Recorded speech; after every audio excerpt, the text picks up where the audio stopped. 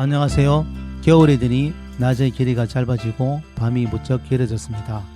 기온도 많이 내려가고 날씨도 무척 쌀쌀해진 것 같습니다. 날씨가 추운 날에는 뭐가 떠오르세요?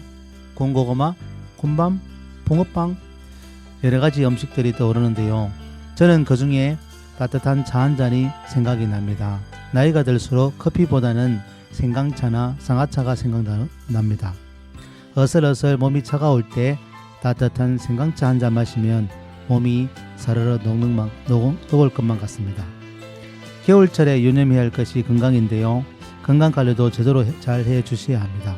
몸살 감기나 독감에 걸리지 않는 게 중요합니다. 춥다고 방에 콕 웅크리고 있는 것보다는 적당히 스트레칭이나 걷기를 해주시는 것도 좋을 것 같습니다.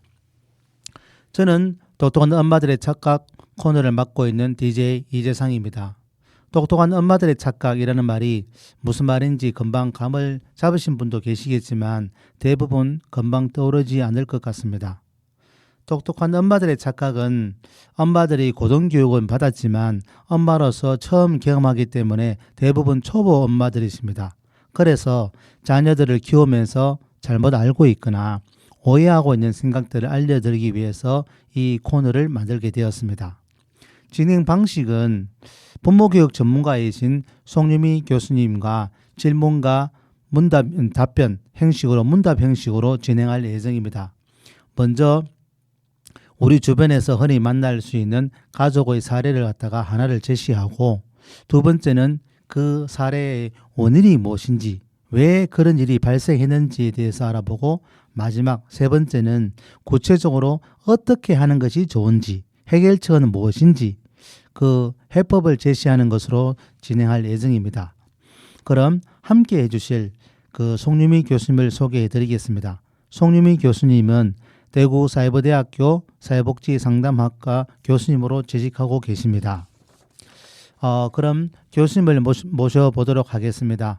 동구 지역 주민들에게 간단한 소개와 함께 인사 말씀 부탁드리겠습니다. 안녕하세요. 똑똑한 엄마들의 착각 코너에 초대해 주셔서 감사드립니다. 저는 대구사이버대학교 사회복지상담학과의 교수로 있고 동구 율하동에 행복한 가족 만들기 연구소 소장으로 있으면서 가족상담, 개인상담 그리고 또 부모 교육을 해오고 있습니다. 여러분들과 같이 저도 동구 주민입니다. 집은 안심 쪽에 혁신도시에 있습니다. 교수님 같은 동구 주민으로서 반갑고 환영합니다. 그럼 교수님 요 똑똑한 엄마들의 착각 이 코너에 대해서 설명도 다시 한번 곁들여 주시면 좋겠습니다. 진행자분께서 잠깐 언급해 주셨습니다만은요.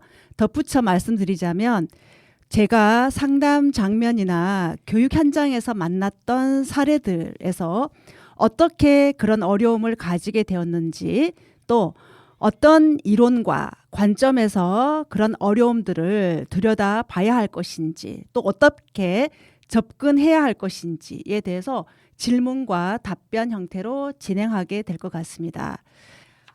사실 다른 누구의 다른 가정의 어려움일 것 같지만은요. 정도만 차이가 있을 뿐이지 어느 누구에게나 어느 가정에서나 흔히 볼 수 있는 사례가 되지 않을까 싶습니다. 네, 교수님 무척 기대가 됩니다. 이 코너는 자녀를 키우고 있는 부모들이 들었으면 좋을 것 같은데요. 혹시 또 어떤 분이 더 도움이 될까요?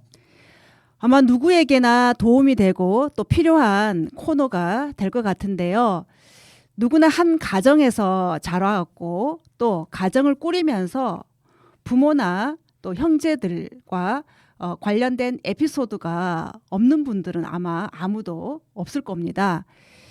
결혼을 앞두고 있는 청춘 남녀들이라든지 또 임신한 산모들 또 예비 아빠 그리고 특히 생후 36개월 미만의 자녀를 키우고 있는 부모들이 청취해 주신다면은 아주 많이 도움이 될 것 같습니다. 예, 교수님 청취자분들께서 많이 기대할 것 같은데요. 본격적인 질문과 답변에 들어가기 전에 노래 한 곡 듣고 가겠습니다. 이성철의 그런 사람도 없습니다 입니다.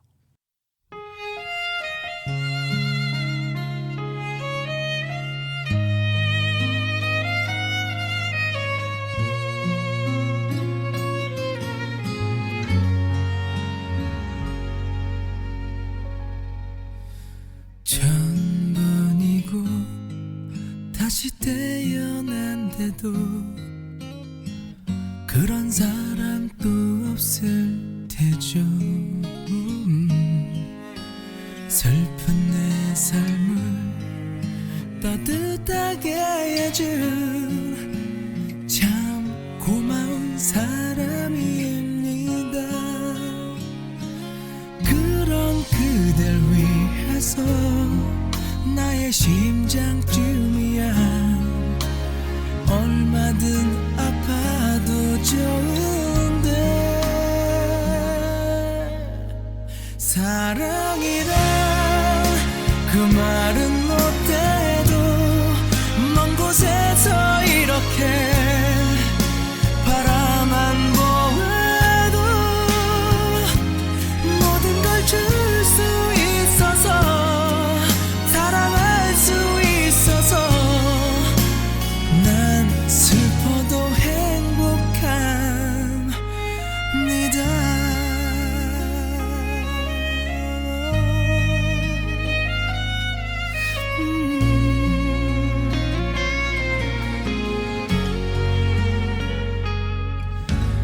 나 태어나 처음 가슴 떨리는 이런 사랑 또 없을 테죠. 몰래 감추둔 오랜 기억 속에 단 하나의 사랑입니다.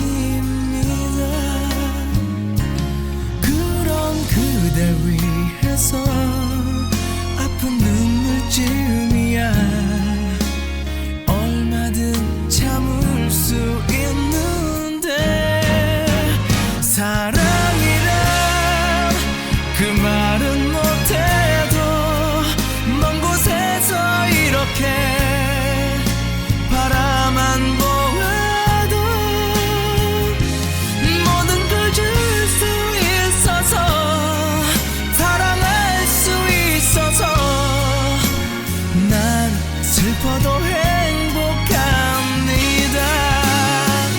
아무것도 바라지 않아도 그대 웃어준다면 난 행복할 텐데 사랑은 주는 거니까 그저 주는 거니까 난 슬퍼도 행복합니다.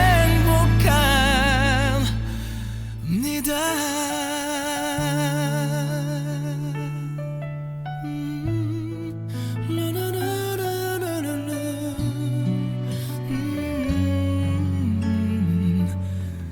음.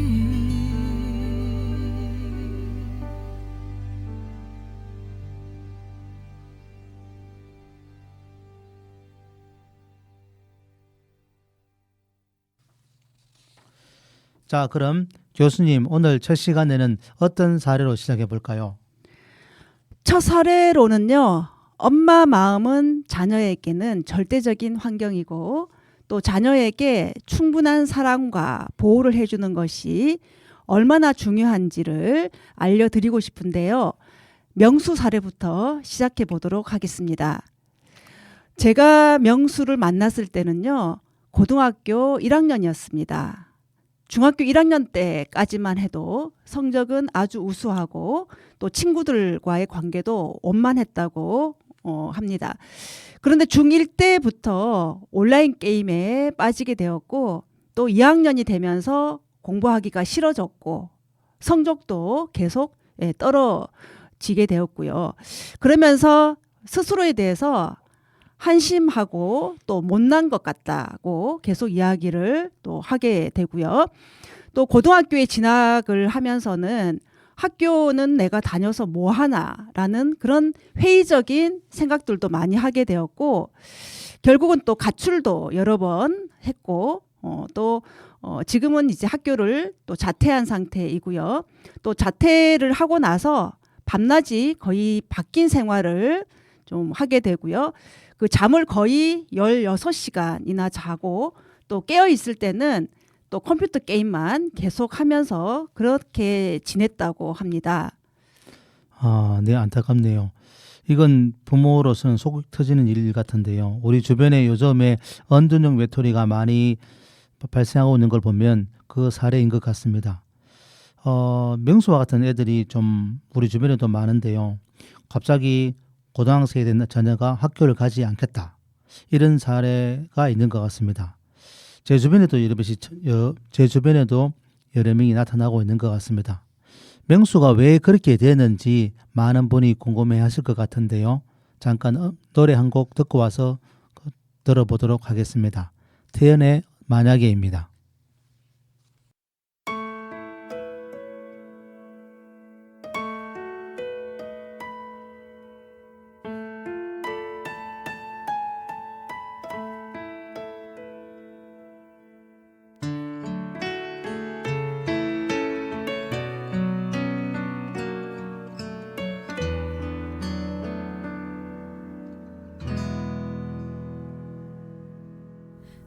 만약에 내가 간다면 내가 다가간다면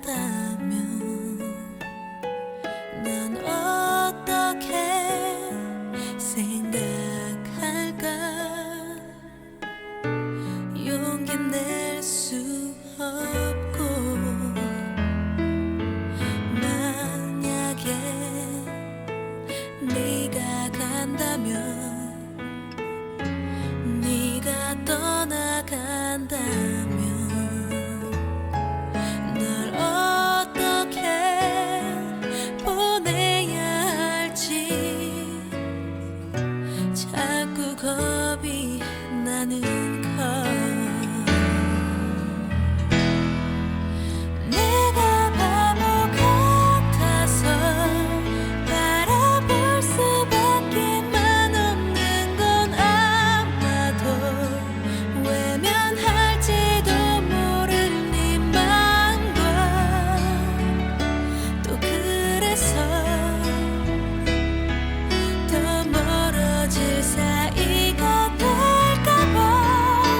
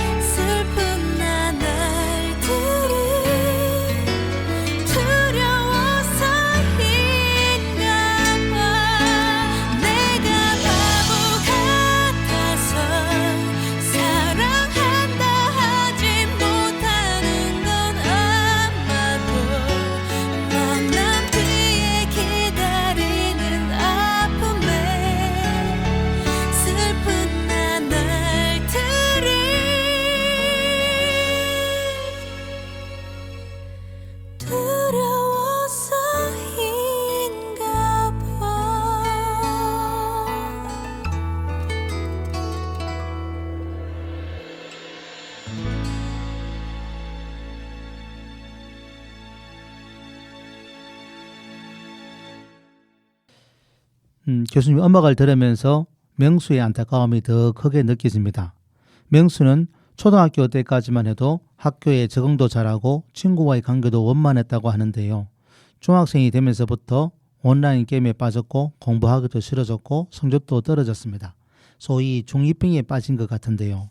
고등학교에 진학해서는 학교는 다녔으면 하나 하는 생각이 들었고 또 결국에는 학교를 자퇴하고 지금은 밤낮이 바뀐 생활을 하고 지금은 컴퓨터 게임이나 스마트폰에 빠져 산다고 합니다. 이건 대표적으로 언둔형 외톨이 사례인 것 같습니다. 이 원인이 무엇인지 교수님께서 설명해 주시면 고맙겠습니다. 네, 그렇죠. 명수 같이 좀 감정 기복이 심한 청소년들에 대해서는 많은 전문가들이 두 가지의 원인을 들고 있습니다. 하나는 사소한 문제에도 마음의 동요가 쉽게 일어난다라는 발달적 원인으로 보고 있고요. 또 다른 하나는 학업에 대한 과도한 압박과 또 또래 간의 왕따로 인해서 친구 관계가 나빠지는 환경적인 원인으로 두고 있습니다. 이 성적이 갑자기 떨어진다거나 말수가 적어지면서 온라인 게임에 빠지고 인생에 대해서 또 회의감이 생기고 무력감을 느낀다라고 한다면은 이런 명수 같은 아이들은 우울증을 의심해 볼 만하죠. 예. 그러면 이 사례를 가지고 이론적으로도 설명하실 수 있을 것 같은데요. 네, 이론적으로는 뭐 다양한 이론들이 있습니다만은요. 우선 현대 정신분석 이론의 대표적인 이론으로서는 대상관계 이론을 꼽고 있는데요. 이 명수처럼 감정 기복에 문제가 있는 우울증 같은 경우에는 공생기, 우리가 보통 공생기라고 한다면은 생후 4개월에서 18개월 이렇게 이야기를 하거든요. 이런 공생기를 외롭게 보낸 결과에 따라서 나타나는 질환으로 보고 있습니다. 이 외롭게 보냈다라는 것은 주 양육자, 특히 엄마하고 어떤 심리적으로 밀착된 관계를 맺지 못한 채 거리를 두고 지냈다라는 이야기가 되는데요. 그래서 즉 주 양육자로부터 필요한 사랑과 보호를 충분히 받지 못한 경우가 되겠죠. 생후 4 내지 18개월 공생기에 이 양육자와 충분히 밀착된 그러한 시간들을 보내지 못한 이 아이들에게서 자주 느껴지는 것은 불안감, 또 내가 불행하다라는 그런 느낌들을 이 아이들은 무의식적으로 가지게 되고 또 그 시기를 굉장히 힘들게 보내게 되죠. 자, 사실 그러한 것들은 그 부모들이 먼저 관찰하기는 쉽지 않습니다. 그런데 그것이 이 아이들의 내면 속에는 그대로 저장이 되는 거죠.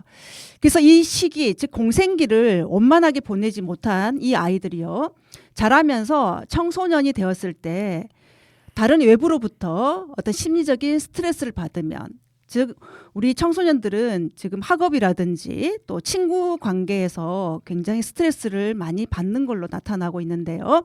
이런 어떤 외부 자극에 따른 스트레스를 받게 되면은요, 이 감정 장애라고 하는 우울증을 갖게 되면서 이것이 더 나아가서는 정신분열증, 즉 조현병이라고 이야기하는데요. 그러한 어떤 정신적인 질환을 또 일으킬 수도 있는 겁니다. 우울증, 정신병이라고 하시니까 굉장히 심각하게 좀 들립니다. 그러면 지금 명수의 정신적인 문제가, 아니면 지금 현재 언둔형 외톨이라는 어떤 성격 자체가 생후 4개월에서 18개월, 그러니까 공생기 때 그 어린 시절에 양육과 관련되어 있다는 말씀인 것 같은데요. 그러면 지금 우리 사이에 나타난 언둔형 외톨이가 대체로 이 공생기와 관련이 있다는 말씀입니까? 그렇죠. 이 아이를 사실 사랑하지 않는 부모가 어디 있습니까? 다 사랑을 하죠. 근데 이 사랑을 하는 그런 방법에서 이 아이가 일부러 잘못되라고 일부러 그렇게 하는 부모는 없을 겁니다. 그러니까 모르고 했다거나 또 알아도 그럴 수밖에 없는 그런 상황이 있었을 수도 있겠지요. 그런데 이 자녀에게 충분한 사랑과 보호를 주지 못한 주 양육자는요, 자신이 그 시기였을 때 지금의 자녀처럼 충분한 사랑과 보호를 받지 못했을 수도 있습니다. 불행한 시간을 보냈을 가능성이 크다는 거죠. 자신의 인생이 불행했고 지금도 불행하기 때문에 이 아이를 기르는 것이 불행하다고 생각할 수도 있습니다. 그래서 자녀를 양육한다라는 것이 그들에게는 굉장히 또 엄청난 또 스트레스가 될 수 있는 거죠. 실제로 명수 엄마 스스로가 말하기를요, 자신이 어렸을 때 친정 엄마로부터 지금 이 명수를 기르는 것 같은 그런 푸대접을 받으면서 자랐다고 얘기를 했거든요. 그래서 친정 엄마가 자신을 길렀던 것처럼 명수를 똑같이 푸대접하면서 길렀을 가능성이 매우 높고요.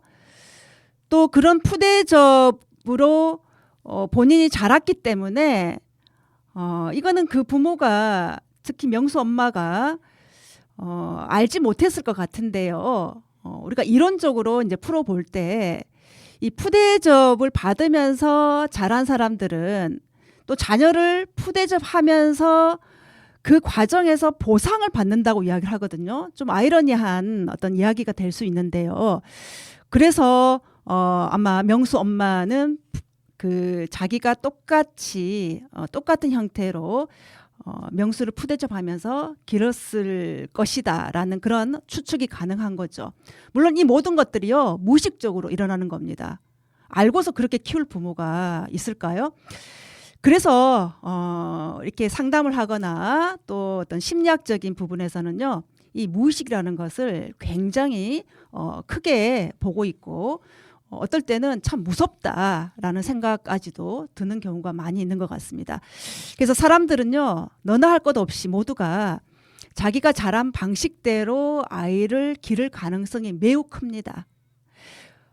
자신이 자라는 과정에서 그것이 굉장히 힘들고 어렵고 거부하고 싶었다라고 하면은 사실 그렇게 안 하는 것이 논리적으로는 맞죠. 그런데 실제로는 똑같이 기르고 있다라는 거, 그것을 이 부모들이 알아야 하는 것이고, 내가 아이를 어떻게 키우고 있는가, 이것이 나의 어릴 적, 나의 성장 과정하고 어떻게 연결이 되는가, 이런 부분들을 사실 볼 수 있어야 되는데요. 그것은 아마 이 전문가에 의해서 좀 객관화되는 어떤 그런 작업이 필요할 것 같습니다. 아무튼 이제 명수와 같은 이러한 과정들을 보고 대상관계 이론가인 페어베는 이렇게 이야기를 합니다. 문제아는 없다. 다만 문제 어머니가 있을 뿐이다. 라고 말을 했죠. 문제아는 없다. 다만 문제 엄마가 있을 뿐이다. 참 가슴이 와닿는 말이면서 무서운 말이라는 생각이 듭니다. 저도 여러 번 들어본 것 같습니다. 사실 우리 자신도 18개월간 어떻게 자랐는지 기억을 잘 못하잖아요. 그런데 그때 어떻게 자랐는가에 따라서 그 이후의 삶이, 인생이라는 게 결정되는 것 같아서 아이는 함부로 키우면 안 되겠구나라는 생각이 듭니다. 교수님, 그러면 해결책이 있겠습니까? 누군가는 뭔가 바뀌어야 된다고 생각되는데요. 부모와 자녀 관계. 누구는 좋은 부모를 만나 잘 자라고 싶은데 자녀가 부모를 고를 수는 없고 참 안타깝습니다. 이선희의 인연 노래를 듣고 부모와 자녀와의 인연을 다시 한번 생각해 보는 기회가 되었으면 좋겠습니다. 이선희의 인연을 듣고 오겠습니다.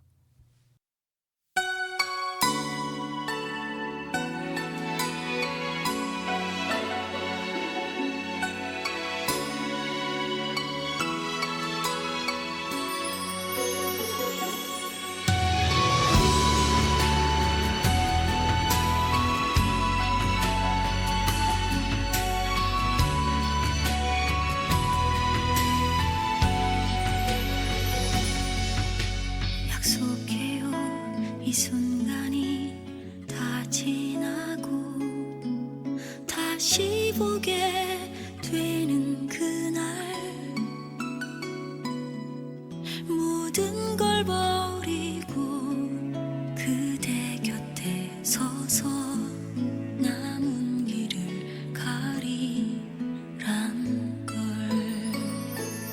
인연이라고 하죠. 거부할 수가 없죠. 내 생에 이처럼 아름다운 날 또다시 올 수 있을까요? 고달픈 삶의 길에 당신은 선물인 걸. 이 사랑이 녹슬지 않도록 늘 닦아 비출게요.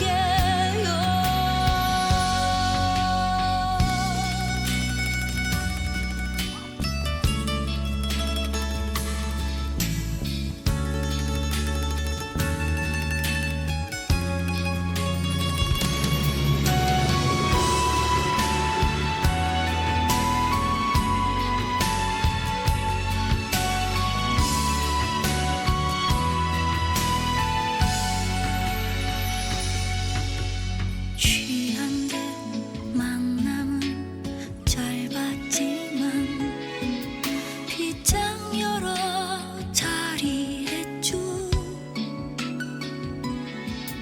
맺지 못한데도 후회하지 않죠. 영원한 건 없으니까. 운명이라고 하죠. 거부할 수가 없죠. 내 생에 이처럼 아름다운 날 또다시 올 수 있을까요? 하고픈 말 많지만 당신은 아실 테죠. 먼 길 돌아 만나게 되는 날 다시 놓지 말아요. 이 생에 못한 사랑, 이 생에 못한 인연, 먼 길 돌아 다시 만나는 날 나를 놓지 말아요.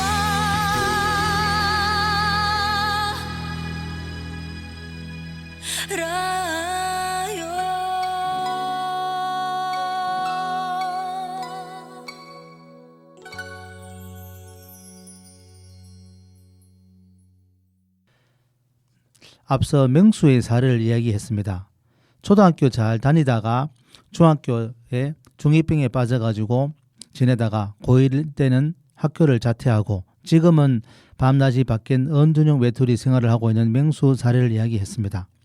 여기서 교수님께서 원인을 짧게 정리하셔가지고 이는 생후 4개월부터 18개월까지 공생기에 양육자와 충분한 밀착감을 느끼지 못했기 때문이라고 원인을 진단하셨습니다.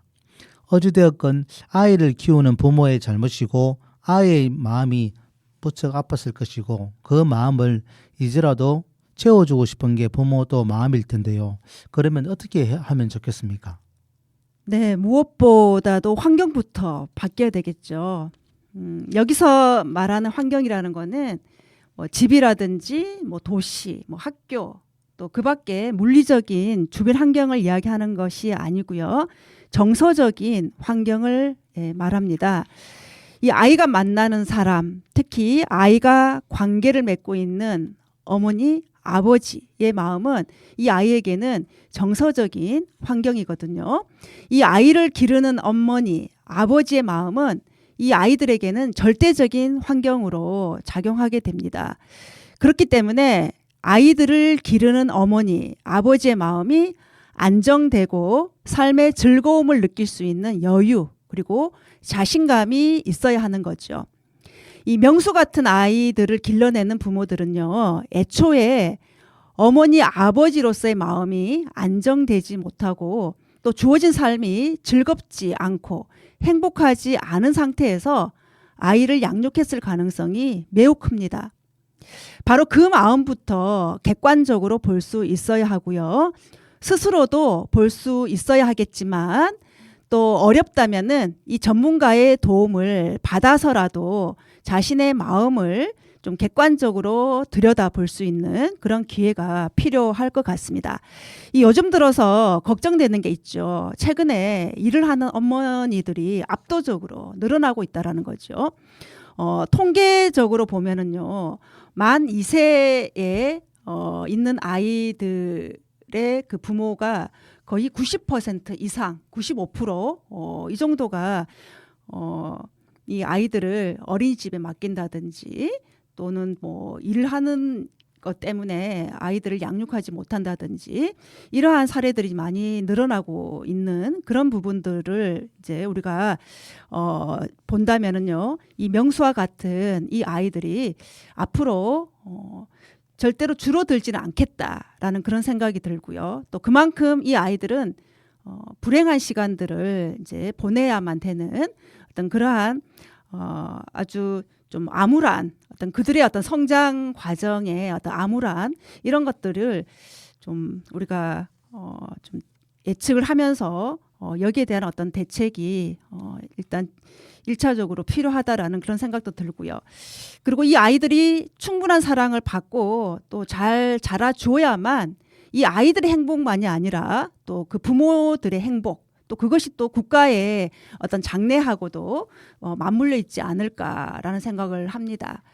그래서 지금은 이 아이들을 어떻게 해야지 잘 키울 수 있을까, 또 잘 자라게 할 수 있을까, 여기에 대한 거는 부모뿐만 아니라 어떤 국가적인 어떤 차원에서라도 좀 논의가 많이 있어야 할 것 같고요. 좀 해안과 지혜를 모아야 할 때가 아닌가라는 생각이 듭니다. 예. 교수님 말씀 듣고 나니까 명수의 이야기는 명수만의 이야기로 끝나는 것 같지 않아 보입니다. 우리 모든 아이들의 이야기인 것 같아 안타깝습니다. 명수 사례를 들어보면 생후 36개월 동안의 아이에 대해 돌본다는 게 굉장히 중요하다는 것을 알 수 있을 것 같습니다. 그럼 노래 한 곡 더 듣고 다른 사례를 들어보도록 하겠습니다. 뱅크의 가질 수 없는 너입니다.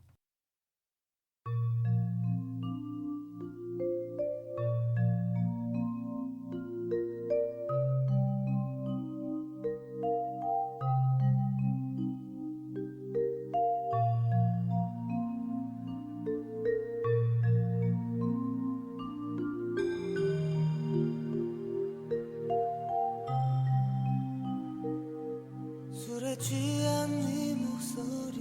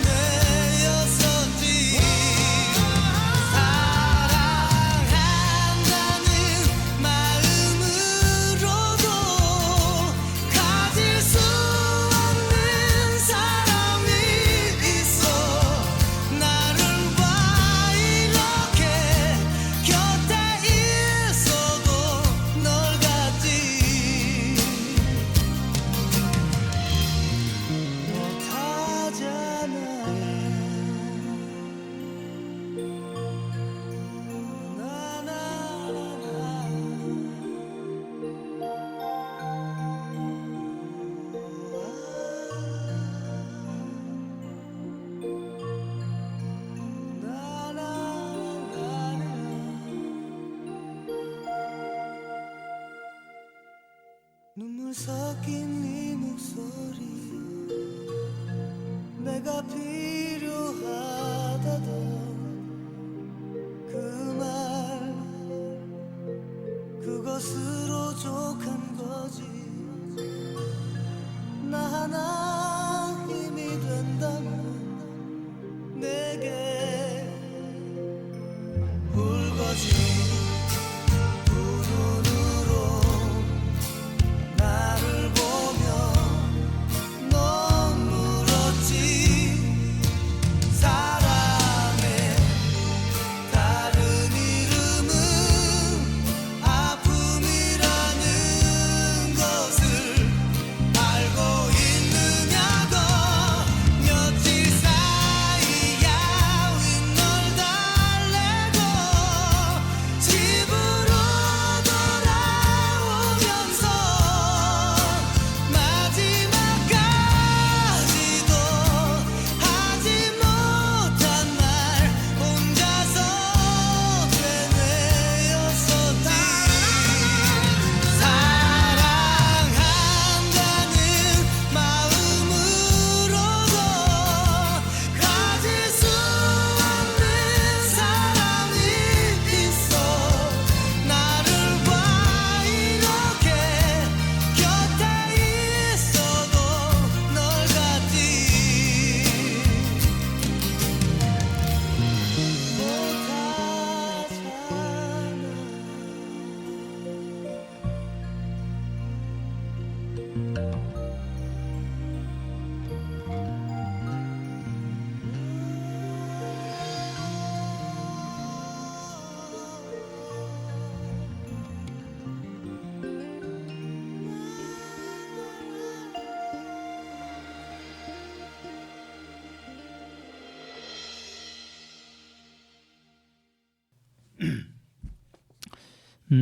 교수님, 첫 번째 사례 언둔형 외톨이가 된 명수 이야기를 말씀해 주셨는데요.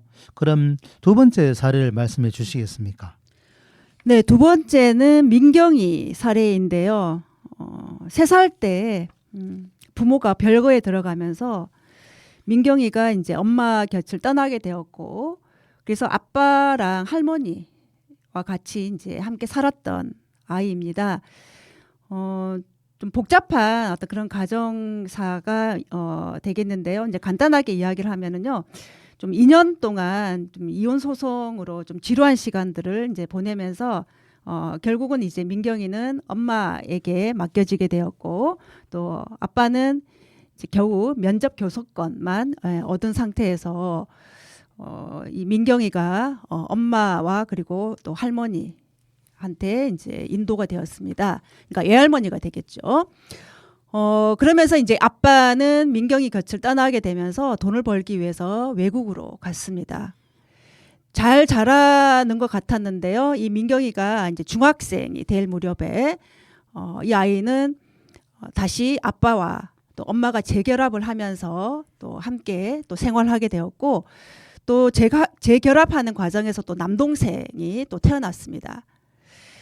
그런데 이제 민경이가 이제 학업에 집중하지 않게 되고요. 또 무기력하면서, 그래서 학교에서는 이 아이는 학업 부적응자다라는 걸로 이제 분류를 했습니다. 그래서 이 엄마가 이제 학교에 수십 차례 불려가고요. 그러면서 이제 민경이는 졸업만 좀 시켜달라 이렇게 이제 간청을 하면서 겨우겨우 고교 과정을 마치게 됐습니다.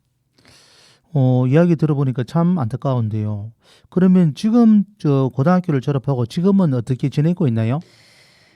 앞에 우리가 명수 사례에서도 잠깐 언급을 했습니다만은요. 이러한 것들은 결국은 정신적인 질환으로 갈 가능성이 높은데요. 이 민경이 역시도 현재는 정신과 병동에서 우울증으로 또 입원 중에 있습니다. 이 고등학교를 졸업할 그쯤에 뭐 미용 기술이라든지 뭐 캘리그래피라든지 뭐 도자기라든지 이런 것들을 좀 배우고 싶어 했고, 또 그렇게 많은 시도도 했습니다만은 그것이 지속되지 못했고요.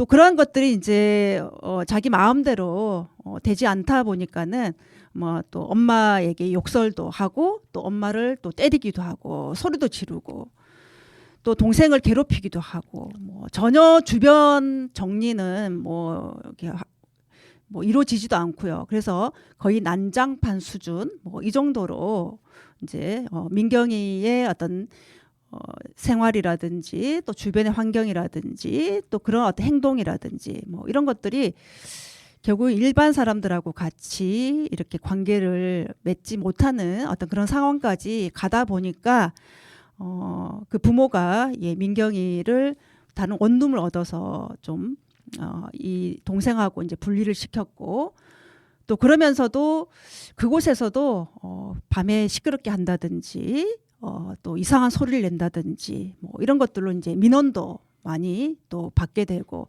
그래서 최종적으로는 지금 정신병원에서 지금 보내고 있습니다. 또 이 사례도 참 안타까운데요. 부모님들이 아주 민경이가 어릴 때 부모들이 이혼하고 그 다음에 민경이가 중학생이 됐을 때 아버지가 돌아와서 재혼을 하고 다시 정상적인 과정이 된 것 같은데 왜 이렇게 될 수밖에 없었는지 참으로 안타깝습니다. 노래 한 곡 듣고 다시 오겠습니다. 버즈의 겁쟁이입니다.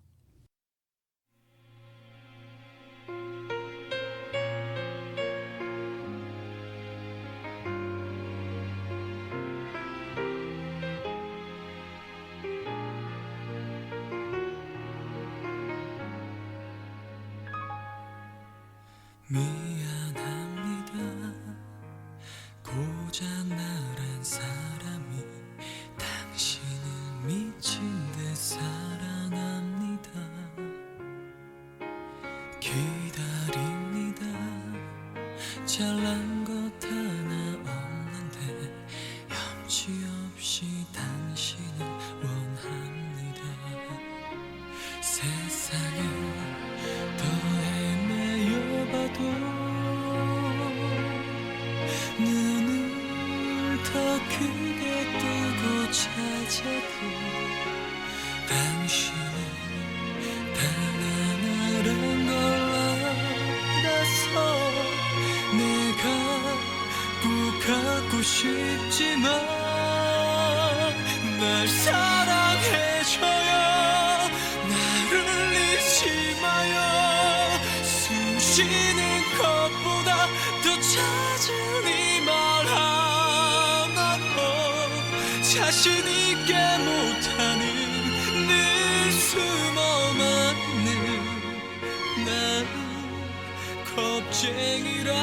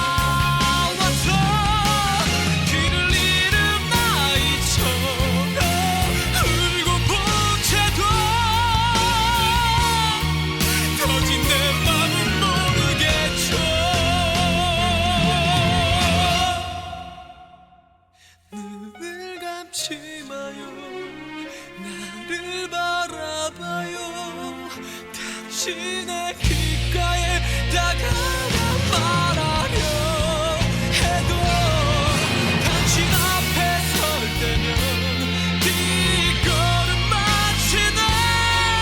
그저 난 겁쟁이랍니다.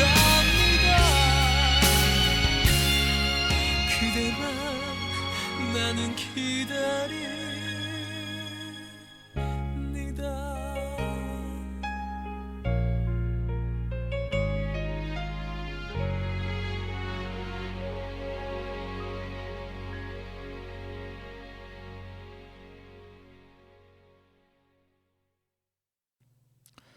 네, 그럼 민경이 사례를 가지고 지금 송주미 대구사회부대학교 사회복지상담학과 교수님과 대화를 나누고 있습니다.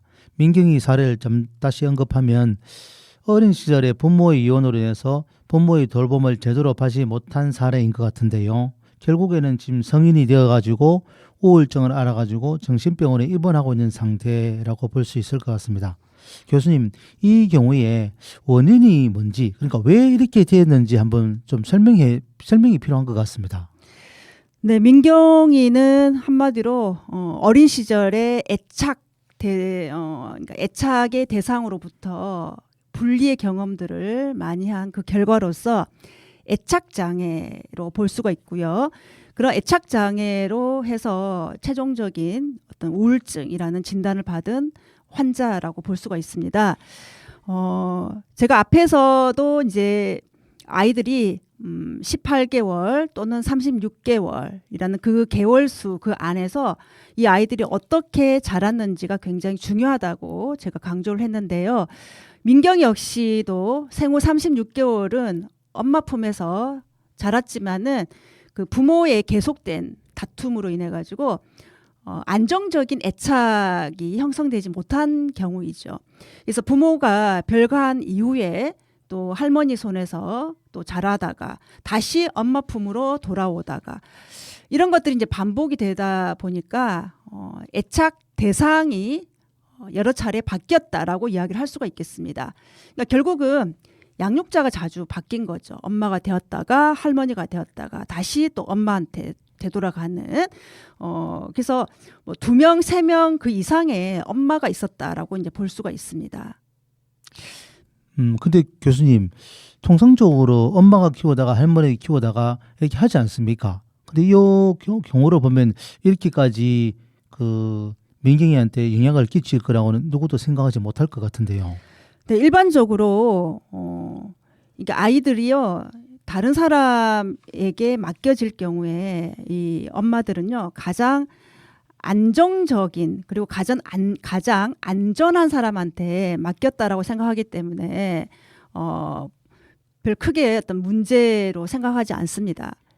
그렇지만은 이 애착 대상하고의 그런 관계에서 절대적으로 이게 애착 대상자가 바뀌어서는 안 되는 그 시기가 있단 말이에요.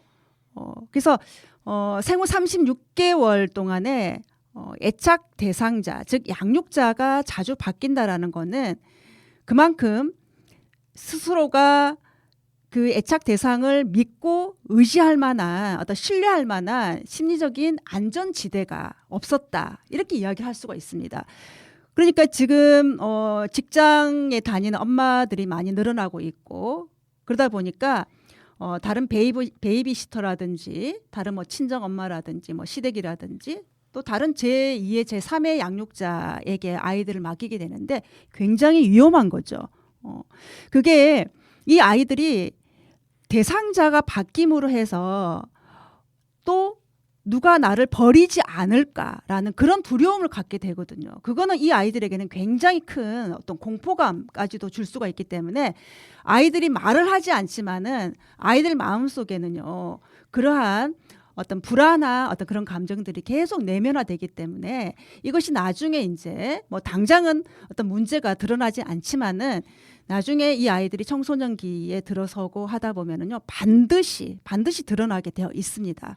그래서 애초에 이 엄마는 민경이가 믿을 만한 대상이 되어주지 못한 거죠.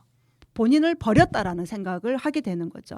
그래서 영국의 유명한 심리학자인 볼비 같은 경우에는요, 이 초기 양육자하고 가졌던 관계 애착 형성이 성이 되어서까지 많은 영향을 끼친다고 주장을 했거든요.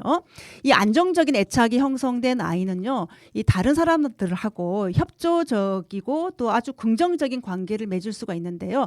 민경이나 또 그 앞에 명수 같은 그런 경우는 그러지 못했기 때문에 공격적이면서 또 또래들하고의 관계 맺기가 굉장히 어려워지게 되는 것이고, 또 은둔형 애토리처럼 고립되는 어떤 그런 생활을 하게 되는 것이고, 또 성장해서는, 즉 성인이 되어서는 우울증과 같은 그런 정신적인 어떤 질환을 갖게 되는 겁니다. 네, 안타깝습니다. 부모의 이혼을 했고 그것이 민경이의 어린 시절을 망가뜨리고 또 민경이의 인생 전체를 망가뜨린 것 같습니다. 이 사례를 보면 부모는, 아버지는 외국에 갔다가 다시 자기가 중학교 때 결합을 해서 순조로운 가정생활을 했는데 그 민경이의 어떤 인생은 다시 회복하기 어려운 정도로 망가진 것 같습니다. 그만큼 생후 36개월 동안의 그 애착 형성이 소중하다고 하시는 말씀 같습니다. 어린 시절 부모의 이혼으로 제대로 된 돌봄을 받지 못한 민경이 사례를 들었습니다. 지금 현재 민경이는 우울증을 앓고 정신병원에 입원해 있습니다. 교수님, 이걸 어떻게 풀어야 되겠습니까? 해결책이 있을까요? 아니면 이런 사례에서 우리가 해야 될 어떤 교훈 또는 시사점을 좀 들었으면 좋겠습니다. 네, 민경이 사례도 그렇고요. 또 그 앞에 명수 사례도 그렇고요. 우리가 아이를 키우는 과정에서는요, 가능하다면은 만 3세까지는 양육자를 바꾸지 않는 것이 좋습니다. 근데 아이들이 일찍 어린이집에 맡겨지기도 하고요. 그런 사례들이 계속 늘어나게 되는데요. 그것은 앞으로 민경이와 명수와 같은 아이들이 많이 늘어날 것이다 라는 거는 자명한 사실인 것 같습니다.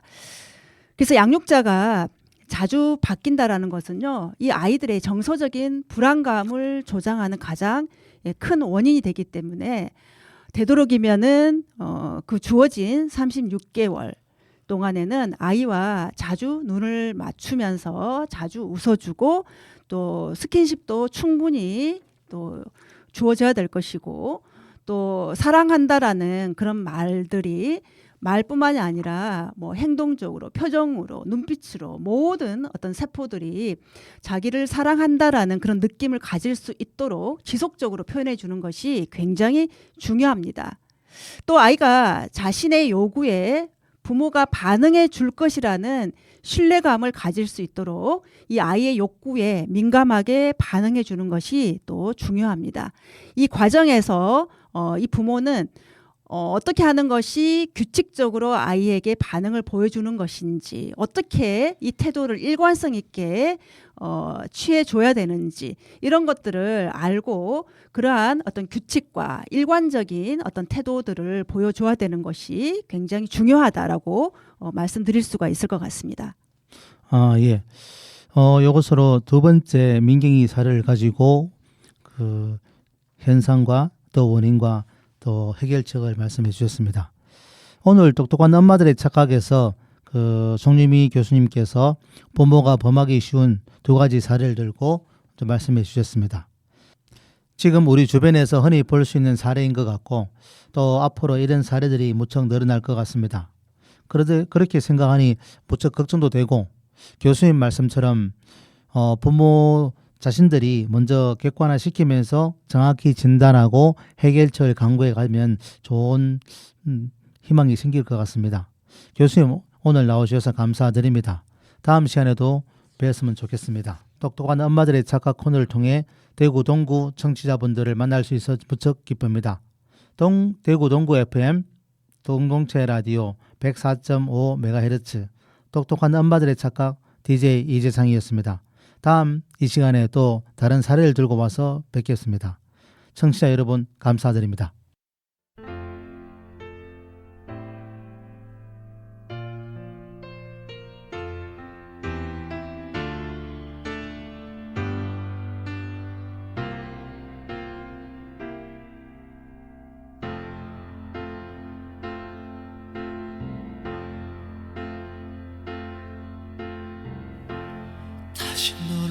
볼 수 있을까